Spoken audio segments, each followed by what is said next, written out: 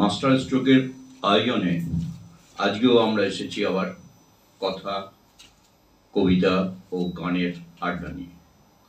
আজকে আমাদের মধ্যে উপস্থিত আছেন আমি বিমল রায়, আমার বাদিকে আছেন বিশ্বজিৎ রায়, তার পাশে আছেন কেতুকী প্রসাদ রায়, তার পাশে অমিত কাশ্যপ, আর আমার ডান দিকে আছেন সুদেশনা গানে, তার পাশে রাজশ্রী, তার পাশে তবলায় আছেন রাসবিহারী। তো এখন যেহেতু বসন্তকাল, আমাদের স্বাভাবিকভাবে আড্ডাটা বসন্তকে ঘিরে আসবে, তার সাথে রং আসবে, প্রেম আসবে, পাশাপাশি যেহেতু আজকে নারী দিবস, প্রসঙ্গতই চলে আসবে নারীদের কথা, নারী নিয়ে কিছু লেখা ইত্যাদি। তো আজকে আমি প্রথম বিশ্বজিৎ রায়কে এ নিয়ে কিছু কথা বলার জন্য বলছি সংক্ষেপে। আজকের এই বিশেষ দিনে সকলের মনে যেমন বসন্তের ছোঁয়া রয়েছে, তেমনি এই 8ই মার্চ প্রতি বছর আন্তর্জাতিক নারী দিবস আমরা পালন করি। সেই উদ্দেশ্যে আজকে সমস্ত নারী জাতিকে, যারা আমাদের মা, স্ত্রী, ভগ্নী, বন্ধু, সবাইকে আমরা শ্রদ্ধা এবং ভালোবাসা জানাচ্ছি। এবং সেই অবসরে আমি তাদেরকে উৎসর্গ করে আমি একটি কবিতা পাঠ করছি। তোমার কাছে রেখে দিয়েছি আমার ছেলেবেলা, তোমার কাছে রেখে দিয়েছি চিলেকোঠার দুপুর, তোমার কাছে রেখে দিয়েছি রুমাল চুরি খেলা, তোমার কাছে রেখে দিয়েছি ডুব সাঁতারের পুকুর, তোমার কাছে রেখে দিয়েছি প্রথম লেখা কবিতা, তোমার কাছে রেখে দিয়েছি প্রথম কদম ফুল, তোমার কাছে রেখে দিয়েছি স্বপ্ন আঁকার খাতা, তোমার কাছে রেখে দিয়েছি দিন বদলের স্কুল, তোমার কাছে রেখে দিয়েছি মনের ঘুড়ি লাটাই, তোমার কাছে রেখে দিয়েছি প্রথম পুষ্পাঞ্জলি, তোমার কাছে রেখে দিয়েছি না বাজানো সানাই, তোমার কাছে রেখে দিয়েছি প্রিয় গানের কলি, তোমার কাছে রেখে দিয়েছি শ্রাবণ ঝরা সন্ধ্যা, তোমার কাছে রেখে দিয়েছি মন খারাপের বন, তোমার কাছে রেখে দিয়েছি মুগ্ধ রজনীগন্ধা, তোমার কাছে রেখে দিয়েছি সুখ অসুখের বন্ধন। খুব সুন্দর একটা কবিতা আমরা শুনলাম। এরপরে আমি কেতুকীকে বলবো যে এই প্রসঙ্গে সে নারী হোক বা বসন্ত হোক, সে নিয়ে আমাদের দু চার কথা শোনাবেন। বন্ধু বিশ্বজিৎ নারী প্রসঙ্গে বলতে গিয়ে বললেন যে আজ 8ই মার্চ বিশ্ব নারী দিবস। বিশ্ব নারী দিবসের আমার জন্মের প্রথমে আমি যাকে দেখেছি আমার মা। প্রকৃত অর্থেই আমার মা আমার কাছে, নিশ্চয়ই বিমলদা মা সবার কাছেই বোধহয় প্রকৃত অর্থেই বিশেষ নারী, প্রথম নারী। এবং তো আমি প্রথম নারী হিসেবে আমার কাছে যিনি এসেছেন আমার মা, তাকে নিয়ে একটি কবিতা। ছবি তেল রঙে আঁকা সাদা কালো বাবা মায়ের ছবিটা দেওয়ালে টাঙানো, তেল রঙে আঁকা সাদা কালো বাবা মায়ের ছবিটা দেওয়ালে টাঙানো, চেয়ারের হাতল ধরে বসে বাবা, বাঁ পাশে দাঁড়িয়ে মা। অস্পষ্টর ভিতর থেকে বেরিয়ে আসে মায়ের পূর্ণ যৌবন। লাল সিঁদুরের টিপে জলজল করছে সুখী দাম্পত্য জীবন। জমিদারির ভোগসত্ত্ব বিলোপের পর মা এখন অন্দরমহলে। সন্ততিদের ভ্রুক্ষেপহীন ব্যস্ত জীবনের ছায়া পড়েছে মুখে। নীল পাড় সাদা শাড়িতে সারদা মায়ের মতো দুপা ছড়িয়ে সন দড়ির মতো কগাছা চুল রৌদ্রে পেতে ছানি পড়া চোখে কিছু ভাবেন, নিশ্চিত কিছু ভাবেন। বিনিদ্র রাত একা একা পালঙ্কে শুয়ে ছায়াদাতা বৃক্ষের মতো দুবেলা ছবিটার দিকে তাকিয়ে কপালে হাত রেখে অস্পষ্ট স্বরে কিছু বলেন, নিশ্চিত কিছু বলেন। আমরা বলয় ভেঙে কেতাদুস্তুর সামাজিক হয়ে উঠেছি। দুধে ভাতে স্বপ্নের ঘরকন্যা করছি পরিবার নিয়ে। মায়ের পাশে দুদণ্ড কথা বলি, সে সময় কই। গত বছর এমন দিনের পর মা বলে ডাকবো তেমন দিন শেষ। এখন ছায়া পেতে ছবিটার নিচে দাঁড়াই মায়ের মৃত্যু দিনে। চেয়ারের হাতল ধরে বসে বাবা, বাঁ পাশে দাঁড়িয়ে মা। আমরা আজীবন ছায়া পেতে চাই মা, আজীবন ছায়া পেতে চাই। সুন্দর একটা কবিতা আমাদেরকে তোকে শোনালো। একই সাথে আমাদের শৈশবের স্মৃতি যেমন উঠে উঠল। পরিণত বয়সে যাদের মা নেই তাদের সেই হাহাকার আজকের নারী দিবস দ্রুত, এবং এইভাবে আমরা মাকে দিয়েই আমাদের নারী দিবসের প্রথম শ্রদ্ধার্ঘ্য জানালাম। এবারে একটা গান হবে। প্রথম বসন্ত নিয়ে প্রথম গান গাইবেন রাজশ্রী।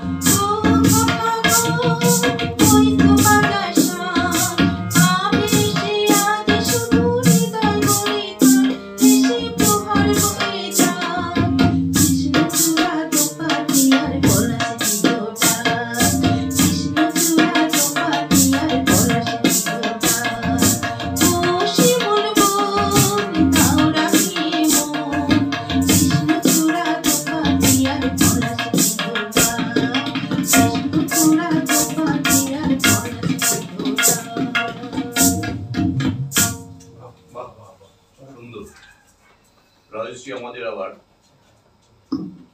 সুন্দর আমাদের পরিবেশটাকে বসন্তেই নিয়ে চলে এলো। এবারে আমি অমিত কাশ্যপকে কিছু বলার জন্য বলছি, কিছু বলে সে তার কবিতাটা পড়ে শোনাবে। সমস্ত কবিদের ভেতরেই বোধহয় একটা অনুভূতি কাজ করে। সাধারণ মানুষের মধ্যেও সেই অনুভূতি থাকে বটে, কিন্তু কবিদের মধ্যে সেই অনুভূতির প্রাবল্য একটু বেশি হয়। আমার বন্ধু বিশ্বজিৎ রায়, আমার বন্ধু কেতকী প্রসাদ রায় তাদের অনুভূতির কথাই তুলে ধরলেন। অনুভূতিগুলো কেমন? একটা ছবি যেমন অন্যরা দেখেন, তারা একটু অন্য দৃষ্টিভঙ্গিতে দেখেন। এই দেখার চোখটা হলো কবিদেরই। অন্যদের থাকে, কিন্তু অন্যরা প্রকাশভঙ্গি তাদের অন্যরকম। যেমন আমি বলতে পারি একটু দূরে সরে গিয়ে যে আমি কদিন আগেই 24 ঘন্টার জন্য নর্থ বেঙ্গল কোচবিহার গেছিলাম। এক একটা স্টেশন আসছে আর আমার অনুভূতিগুলো অন্যভাবে কাজ করছে। সবাই স্টেশনকে দেখছেন বটে, কিন্তু আমার দেখার মধ্যে অন্য দেখা ছিল। সেই দেখার ভেতরেই একটি ছবি আপনাদের সামনে তুলে ধরতে চাচ্ছি। দিনহাটা সবাই নিশ্চয়ই জানেন, কোচবিহারের একটা অঞ্চল, একটা ভালো স্টেশন দিনহাটা। পশ্চিমে কখন যেন রাঙা হয়ে উঠল দক্ষিণী বাতাস, মনোরম এক অধ্যায়। কিশোর গল্প শেষ করে এইমাত্র টলে উঠল দিগন্ত ছুঁয়ে লাল আলো। আহা, রকমারি সন্ধ্যা বাজার খুলে উঠল আলোচ পশরায়। খবর হয়ে আমরা এখন পর্যটকের ভূমিকায় খুঁজে খুঁজে দেখে উঠছি ভালোর সঙ্গে নতুনের, নতুনের সঙ্গে পরিচিত খবরের। বাজার হবে, রঙিন হবে, খবর হবে, গা উজাড় করে হবে মিলন মেলা, তাই তো? তীর তীর ধরে চমক ভাঙা নদীটি এখন শান্ত প্রায়। নিটল জলখানির ওপর হাওয়া খেলছে। এই নির্মল পাড়াটির কথা ভাবো, যাত্রাপালা শেষে মন্ত্রমুগ্ধের মতন বাড়ি ফেরা, আবার সেই গৃহমুখ, আবার সেই সোনালী ভোর। অমিত যথারীতি আমাদের সেই স্মৃতিকে উস্কে দিল, অনুভূতিগুলোকে যেমনভাবে তাদের দেখার মধ্যে ছড়িয়ে ছড়িয়ে পড়ছে, সেগুলো একইভাবে এখন আমাদের গানের মধ্যে বাজছে। এবারে আমরা আরো একটা গান শুনে নেব রাজশ্রী গলায়।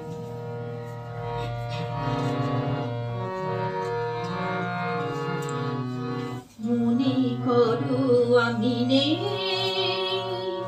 বসন্ত এসে গেছে, কৃষ্ণ চূড়ার বন্যা, চৈতালি এসে গেছে। মনে করো আমি নেই,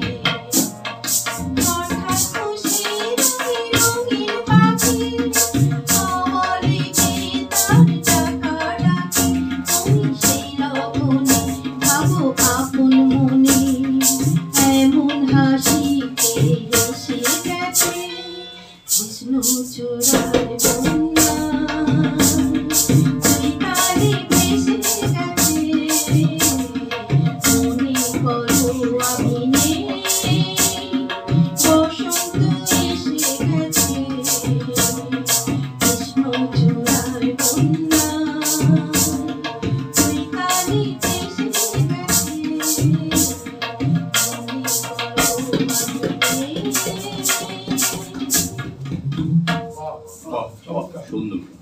এবারে আমরা আবার ফিরে আসবো কবি বিশ্বজিতের কাছে।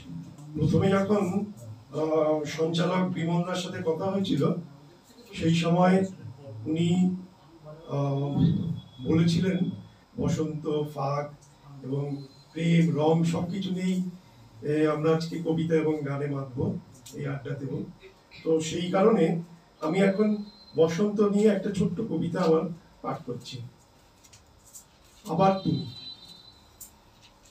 বসন্ত এসেছে, আবার তুমি চিলেকোঠা থেকে ছড়িয়ে দেবে সাতরঙা ফাগ। আমি পলাশ কুড়াতে কুড়াতে পৌঁছে যাব তোমার ঠিকানায়। ঝরা পাতাদের সাবধানবাণী উপেক্ষা করে তুমি আমাকে হাত ধরে নিয়ে যাবে অস্তগামী সূর্যে রেখে দিয়ে যাওয়া চিলেকোঠার ঘরে। সেখানে সারা রাত আমরা পূর্ণিমা মারব। ভোরের আলো ফুটলে বাতাসে ফাগ উড়িয়ে দুজনে গেয়ে উঠব, নীল দিগন্তে ওই ফুলের আগুন লাগলো লাগলো। বাহ বাহ বাহ। বাহ, অপূর্বভাবে আমরা মেতে উঠলাম ফাগে, ছড়িয়ে পড়লো যেন বসন্তের পুরো রং রঙিন হয়ে উঠল। এবারে আমরা সুদৃষ্ণার কাছে আবার গানে যাচ্ছি।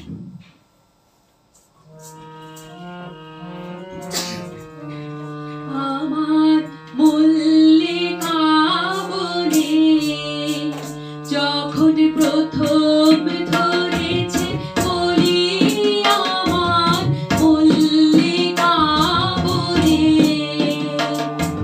তোমারও গাভিয়া তখনই বন্ধু বেঁধেছিল অঞ্জলি, আমার মল্লিকা বনে, আমার মল্লিকা বনে যখন প্রথম ধরেছে কলি, আমার মল্লিকা বনে।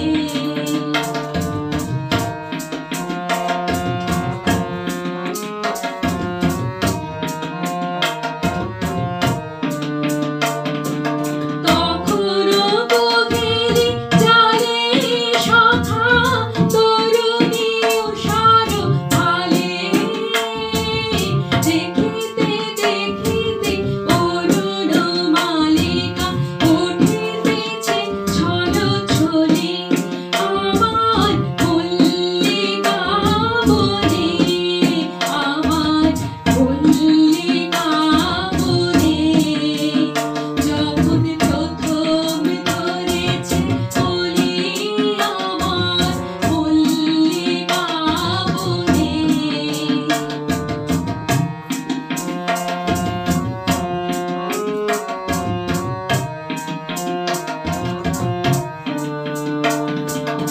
এখনো বনের গান বন্ধু হয়নি তো অবসান, তবু এখনই যাবে কি চলি। এখনো বনের গান বন্ধু হয়নি তো অবসান, তবু এখনই যাবে কি চলি।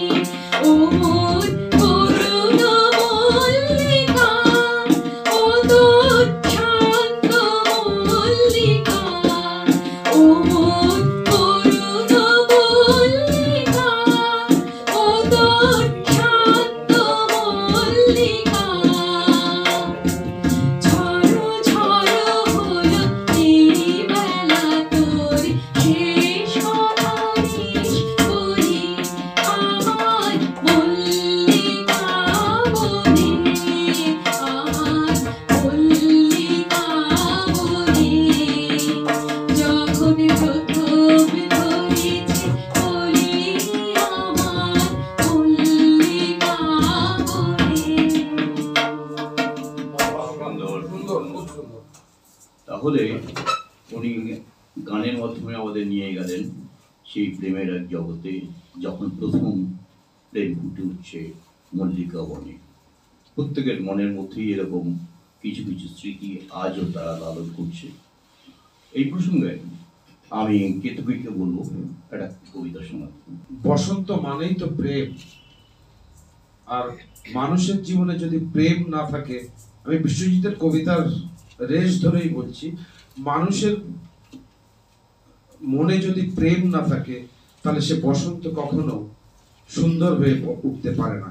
দুটি লাইন বলে আমি একটি প্রেমের কবিতা পড়ব। একটা পলাশ, একটা আকাশ, একটা হলুদ শাড়ি, একটু আবির, একটু গভীর, এই বসন্তের বাড়ি। সত্যি প্রেমের মধ্যে দিয়েই বসন্ত, প্রেমের মধ্যে দিয়েই সুন্দর জীবন। একটি কবিতা, প্রেমের কবিতা পড়ি। প্রচ্ছদ।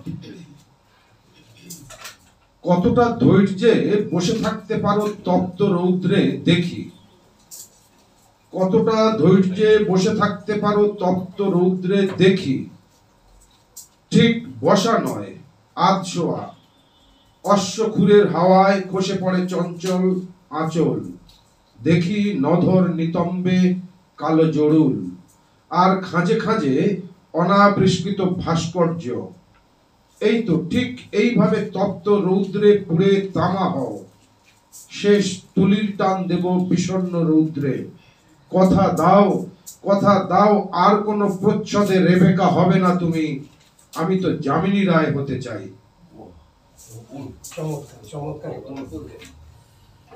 এত চমৎকার, রীতিমতো চমকে দেওয়া সমস্ত লাইন শব্দ। আচ্ছা, আবার আমরা সেই গাড়িই যাচ্ছি সুদেশনের কাছে।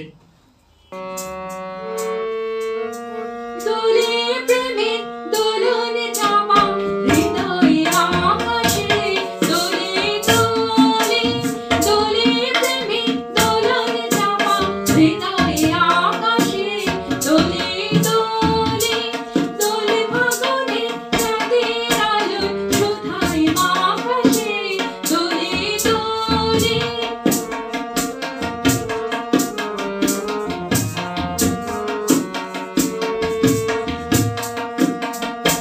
কৃষ্ণ ডাকে অন্ধকারে, বচনে হারা ধ্যানের পারে, কণ্ঠবনের বর্ণপটে ছিল ঢাকাশে, দোলে দোলে দোলে প্রেমে দোলন চাপা হৃদয়ে আকাশে, দোলে দোলে।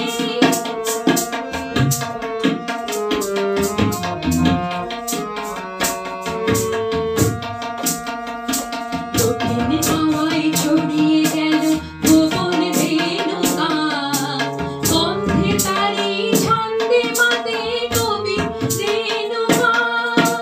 দক্ষিণে হাওয়ায় ছড়িয়ে গেল গোপন বেণুগান, গন্ধে তারি ছন্দে মাতে কবি রেণুগান। কোমল প্রাণীর পাতে পাতে লাগলো ঝিরা পূর্ণিমাতে, আমার গানের সুরে সুরে রইল আকাশে, দোলে দোলে দোলে প্রেমে দোলন চাপা হৃদয়ে আকাশে, দোলে দোলে দোলে ফাগুনে চাঁদের আলো সুধায় আকাশে, দোলে দোলে। সুন্দর। এবারে আমাদের অমিত কাশ্যপ তার কবিতাটা করছে। বসন্ত মানেই ফাল্গুন, ফাল্গুন মানেই শিমুল পলাশ লালে লাল। বসন্ত তো কেন্দ্র করে লালের আভাও, লালের পরে কি আসে সেই বৈশাখী ব্যাপার। আমি অনুভূতির কথা প্রথমে বলেছিলাম।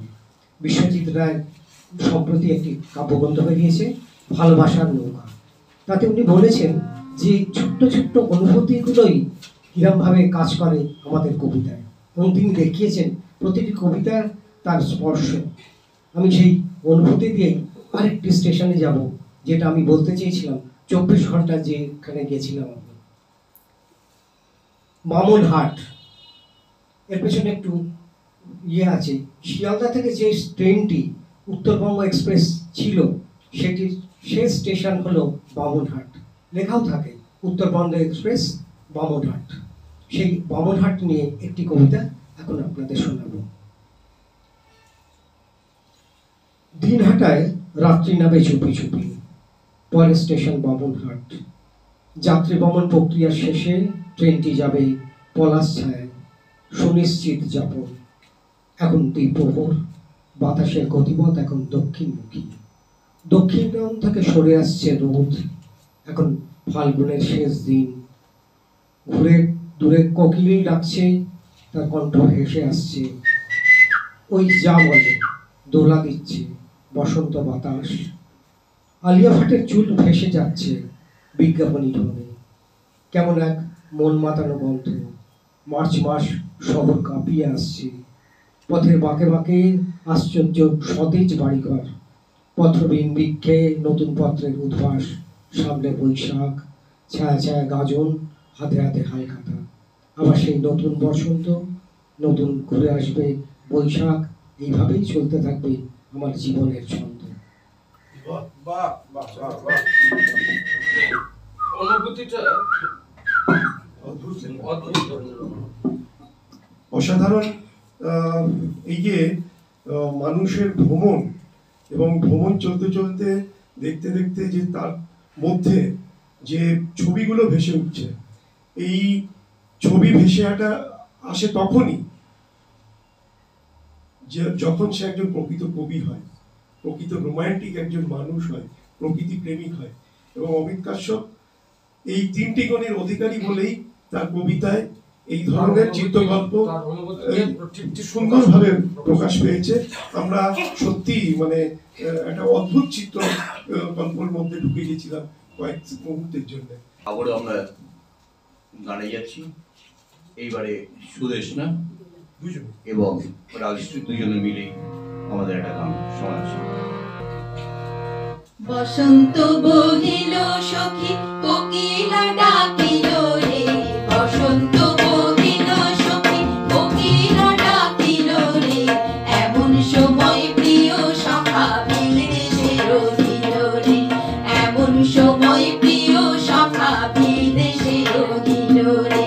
বাঁশের বাঁশরি সখী সরল কাঠের বাঁশি রে, বাঁশের বাঁশরি সখী সরল কাঠের বাঁশি রে, বিনা বুকে বাঁশি বাজে বলে রাধা রাধা রে, বিনা বুকে বাঁশি বাজে বলে রাধা রাধা রে। ভাদর মাসে কাশি ফোটে আর ঝিঙা ফুল রে, ভাদর মাসে কাশি ফোটে আর ঝিঙা ফুল রে, আইলো রে গরমা পরব কার সঙ্গে নাচিব রে, আইলো রে গরমা পরব কার সঙ্গে নাচিব রে, কার সঙ্গে নাচিব সখী সারি শাখা নাই রে, কার সঙ্গে নাচিব সখী সারি শাখা নাই রে, আইলো রে গরমা পরব কার সঙ্গে নাচিব রে, আইলো রে গরমা পরব কার সঙ্গে নাচিব রে। বসন্ত বহিল সখী কোকিলা ডাকিল রে, বসন্ত বহিল সখী কোকিলা ডাকিল রে, এমন সময় প্রিয় সখা বিদেশে রহিল রে, এমন সময় প্রিয় সখা বিদেশে রহিল রে, এমন সময় প্রিয় সখা বিদেশে রহিল রে। চমৎকার চমৎকার। তাহলে আজকে বসন্ত নিয়ে আমাদের পরিক্রমাটা হলো। চৈত্র আসবে, তারপর আবার বৈশাখ আসবে। বৈশাখকে আহ্বান করে বা স্মরণ করে আমরা শেষ কবিতা পড়ে আজকের অনুষ্ঠান শেষ করব। বিমলদা যেটা বলতে চাইলেন সেটাকে আমি একটু বর্ধিত করতে চাই। এই যে আজকের অনুষ্ঠান, নারী দিবস, প্রেম, বসন্ত, রং, বৈশাখ মাসের কথা উল্লেখ করলেন, যাই করুন একটি মানুষকে কিন্তু আমরা বাঙালিরা কিছুতেই তাকে বাদ দিয়ে করতে পারি না, এবং আজকেও সেটা হয়েছে, তাকে বাদ দিয়ে আমরা করিনি। সেই মানুষটি হলেন আমাদের চিরপ্রণম্য রবীন্দ্রনাথ ঠাকুর। আমার যে সাম্প্রতিক বইটির কাব্যগ্রন্থটির কথা উল্লেখ করলেন কবি অমিত কাশ্যপ, আমার বন্ধু, এই ভালোবাসার নৌকা, এটির একটি বৈশিষ্ট্য হলো একদম রবীন্দ্রনাথ ঠাকুর থেকে শুরু করে আমার যেই বন্ধু বর যারা রয়েছেন, বিমলদা, কেতকী প্রসাদ এবং অমিত কাশ্যপ প্রত্যেকের নামে উৎসর্গ করে কবিতা আছে। সেখান থেকে রবীন্দ্রনাথ ঠাকুরকে উৎসর্গ করে যে কবিতাটি রয়েছে সেটা আমি পাঠ করছি, এবং কেন পাঠ করছি সেটা এই আজকের অনুষ্ঠানটা এবং সমগ্র আমাদের বাঙালি সংস্কৃতি কিভাবে গড়ে উঠেছে, কিভাবে এগিয়ে যাচ্ছে সেটাকেই বলার। যখন নতুন করে জীবন খোঁজার পালা, কোনো সময় প্রবল হয় প্রতিপক্ষ, তখন রবীন্দ্রনাথ। কোনো সময় ভীষণ ঝড় এসে পৃথিবী কাঁপায়, তখনও রবীন্দ্রনাথ। যখন রাঙা পলাশের তোড়ে মন উথাল পাথাল, তখন রবীন্দ্রনাথ। যখন নতুন করে জীবন খোঁজার পালা, তখনও রবীন্দ্রনাথ। ফ্যাকাশে চাঁদ যখন আটপোড়া রুটি, তখন রবীন্দ্রনাথ। ধ্বংসস্তূপ থেকে বেঁচে ওঠার হাতছানিতে, তখনও রবীন্দ্রনাথ। গভীর থেকে আরো গভীরে যাওয়ার পথে, তখন রবীন্দ্রনাথ। অতল অন্ধকার থেকে উঠে আসার সময়, তখনও রবীন্দ্রনাথ। পুরনোকে বিদায় জানিয়ে নতুনকে স্বাগত জানাতে, তখন রবীন্দ্রনাথ। বৈশাখ থেকে বসন্ত জীবনের আলো ছায়া খুঁজে পেতে, তখনও রবীন্দ্রনাথ। সমগ্র ঋতুচক্র জুড়ে রবীন্দ্রনাথ থাকেন। তার ছায়ায় বসে, তার কথা ভেবে আমরা এগিয়ে যাই। এভাবেই সমস্ত বছর আমাদের কেটে যায়। উপস্থিত বন্ধুদের আজকের মতন আমি ধন্যবাদ জানাচ্ছি। ধন্যবাদ। খুব ভালো লেগেছে আপনাদের উপস্থিতি।